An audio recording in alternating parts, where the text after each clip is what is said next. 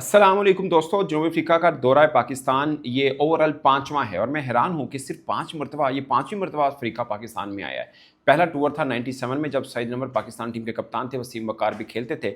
अब तक जो 4 टूर हुए हैं, 2 साउथ अफ्रीका जीता है, 2 पाकिस्तान जीता है। सिर्फ बाबर आजम वाहिद कप्तान है जिन्होंने क्लीन स्वीप साउथ अफ्रीका को हराया। इसके ऊपर हम डिटेल से आएंगे। मैं एक चीज़ देख रहा था, 2018 जो अंडर 19 वर्ल्ड कप था, अंडर 19 वर्ल्ड कप, मैं आपको बता दूं कि 2018 मुख्तलिफ देश से जो जो क्रिकेटर खेले हैं, वो क्रिकेटर आज कहाँ पे खड़े हैं, पाकिस्तानी क्रिकेटर भी हैं। ये बात मैं सिर्फ इसलिए कर रहा हूँ कि आप हर बोर्ड का, हम वैसे एग्जाम्पल तो ऑस्ट्रेलिया और इंडिया की दे रहे होते हैं क्योंकि दोनों बेस्ट क्रिकेट खेल रहे हैं, मगर इसके अलावा भी बाकी बोर्ड्स में जो जो क्रिकेटर थे उनकी ग्रूमिंग प्रोसेस क्या है, वो कहाँ पे आज खड़े हैं और हमारे उस टाइम जो थे वो क्या है। एक्चुअली मैं इंडिया और वेस्ट इंडीज़ का टेस्ट मैच देख रहा था कल। जब जायसवाल ने 150 स्कोर किया था तो उस वक्त उनका अंडर 19 में वो प्लेयर ऑफ द टूर्नामेंट थे जब जायसवाल अंडर 19 वर्ल्ड कप खेले थे। आज शुभमन गिल ने 100 किया। शुभमन गिल का मैं अंडर 19 का निकाला था तो 2018 में वो प्लेयर ऑफ द टूर्नामेंट थे। अगरचे सेकंड हाईएस्ट रन गेटर थे, जायसवाल अपने अंडर 19 वर्ल्ड कप में नंबर 1 पे थे और शुभमन गिल जो है 2018 में अंडर 19 खेले, ये नंबर 2 पे थे। सो मैं आपको बताऊं, 2018 में पाकिस्तान की तरफ से रोहेल नज़ीर खेले थे, अली ज़रियाब खेले थे, हसान खान जो अमेरिका चले गए वो खेले थे और अरशद इकबाल खेले थे। मुझे बहुत पसंद आए ये बॉलर। जब इमर्जिंग एशिया कप हुआ था 2023 में, फाइनल में ज़बरदस्त बॉलिंग की थी इन्होंने, इंडिया के खिलाफ ज़बरदस्त बॉलिंग की थी। फिर इंजरी हुई, इंजरी के बाद काम कर रहे हैं बट बिल्कुल आउट ऑफ साइट हैं। शाहीन शाह अफरीदी और मूसा खान। पाकिस्तान 2018 वर्ल्ड कप जो अंडर 19 का हुआ उससे जो प्लेयर बड़ा निकला वो शाहीन शाह अफरीदी ही हैं, मगर बल्लेबाज ने निकले रोहेल नज़ीर कीपर थे, मगर रोहेल नज़ीर अब कहीं जाके पाकिस्तान टेस्ट टीम के अंदर हैं। आई डोंट थिंक सो कि वो खेल पाए।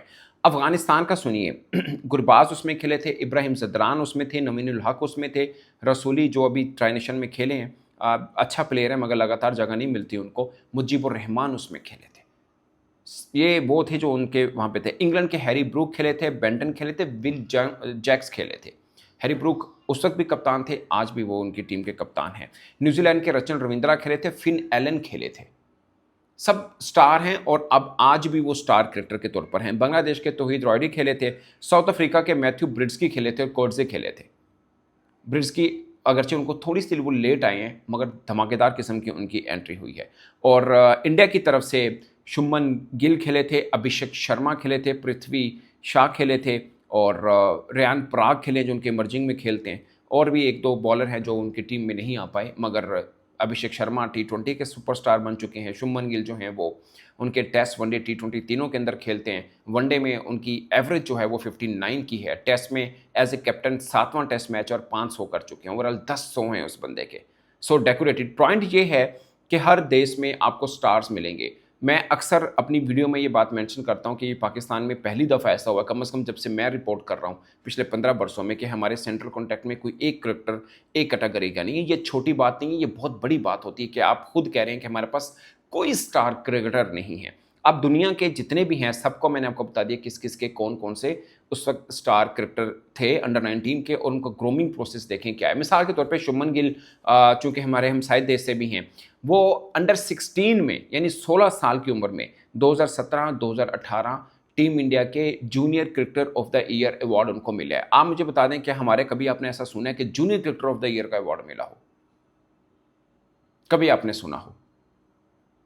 वो लड़का अंडर 19 क्रिकेट खेल रहा था, 1 करोड़ 80 लाख रुपए में आईपीएल के अंदर कलकत्ता ने उसको साइन कर लिया था।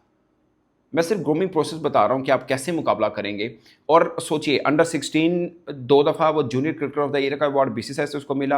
अंडर 16 उनका एक टूर्नामेंट होता है जिसमें उस बंदे ने ट्रिपल 100 किया, एक टूर्नामेंट में उसने डबल 100 किया। सो जो इतनी अब हमारे अंडर 19 में रेड बॉल क्रिकेट होती थी, अब होती नहीं है। अब हम अगर अंडर 19 को T20 क्रिकेट ही खिलाएंगे तो कहाँ से ग्रूमिंग होगी? पहले हमारे भी, आप सोचिए ना, हम कहते हैं ना कि एकदम क्या हुआ, तो एकदम ऐसा हुआ। अब ये अब काज़िम ट्रॉफी का फर्स्ट राउंड खत्म हुआ है, दूसरा शुरू होने है। इसके अंदर आपको कितने क्रिकेटर ऐसे मिले होंगे जो आपकी नज़र में स्टार होंगे, मगर काज़िम ट्रॉफी के शायद वो शुरुआत में खेल रहे हैं या कईयों की बारी भी नहीं है, किसी ने 100 किया है तो पहला 100 है फर्स्ट क्लास का। आप सोचिए, मिसाल के तौर पर मोहम्मद हारिस 2-3 बरस से पाकिस्तान खेल रहे हैं मगर उनका फर्स्ट 100 है।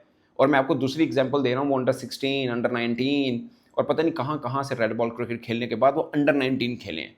फ़र्क सिर्फ मैं आपको ये बता रहा हूँ, आज अभिषेक शर्मा उम्र आप देखेंगे 24-25 साल बनती है, तिलक वर्मा 22-23 साल का लड़का है, मगर उनके मैचेस इतने हैं जितने हमारे यहाँ 30 साल का लड़का खेलता है, इसलिए फ़र्क भी आता है।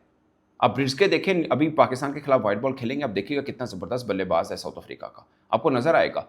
रचन रविंद्रा देखें, 2023 वनडे वर्ल्ड कप में वो उसने अपना एक अलग मुकाम बनाया। फिन एलन देखें कितना तगड़ा प्लेयर है, ये वही 2018 के पूल में है। अली ज़रियाब पाकिस्तान में कुछ लोग शायद जानते हों, बट वो डोमेस्टिक में लड़का अच्छा खेलता है, बट वो कहाँ पे रह गया। रोहिल नज़ीर को हमने जूनियर के साथ भी बहुत लगा के रखा, कीपर बैट्समैन अच्छा है, बुरा नहीं है, बट पॉइंट के ग्रूमिंग सिस्टम में सिर्फ फास्ट बॉलर एक शहीनशाह अफरीदी जो सामने आया। दूसरा मुझे लगता है कि अरशद इकबाल भी अगर पाकिस्तान खेला होता, लगातार खेल रहा होता, आज उसी कद का होता वो। यकीन मानिए बहुत अच्छा बॉलर है, अच्छी हाइट, पीएसएल भी खेलता है वो लड़का, लेकिन वनडे फॉर्मेट का अच्छा बॉलर है वो। T20 का भी तगड़ा है, बुरा नहीं है, मगर वनडे में उसकी अच्छी परफॉर्मेंसेज हैं। इंजरी हुई, एकेडमी में गया, अनफॉर्चुनेट उस टाइम पे गया था जब वहाँ पे डॉक्टर ही कोई नहीं होता था। ये वही टाइम पीरियड है जब एहसानुल्लाह का बाजू का गलत ऑपरेशन हो गया, जो रिपोर्टेडली जो चीज़ें सामने आई, ये वही टाइम पीरियड जब अरशद इकबाल भी होता था। एक ज़िशान ज़मीर हमारा अंडर 19 का लड़का होता था जिसने इस्लामाबाद यूनाइटेड की तरफ से खेलते हुए पहले पीएसएल में बाबर आजम को आउट किया था, और बाबर आजम ने होटल में उसके रूम में जाके उसको शाबाश दी थी कि बहुत अच्छी बॉलिंग की आपने। वो लड़का कहाँ है? मैं सिर्फ, वो भी अंडर 19 का लड़का था, ज़िशान ज़मीर भी।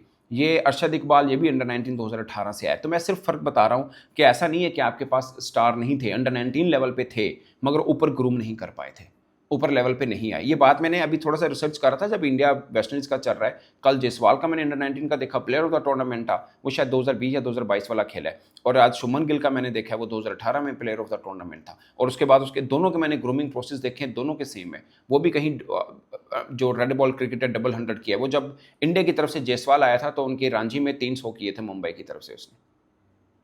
हमारे यहाँ तो कुछ चक्कर ही नहीं है। अब देखिए, नईम का जिक्र करते हैं, अच्छे प्लेयर है, मैं किसी को वो नहीं कर रहा, बट मोहम्मद नईम ने अब जाके फर्स्ट क्लास मैच खेला है और 0 स्कोर था उसका। खैर वो आगे स्कोर हो भी सकते हैं, मैं वैसे एग्जांपल दे रहा हूँ। अब्दुल समाद के कितने फर्स्ट क्लास मैच होते जब पाकिस्तान खेल दिए?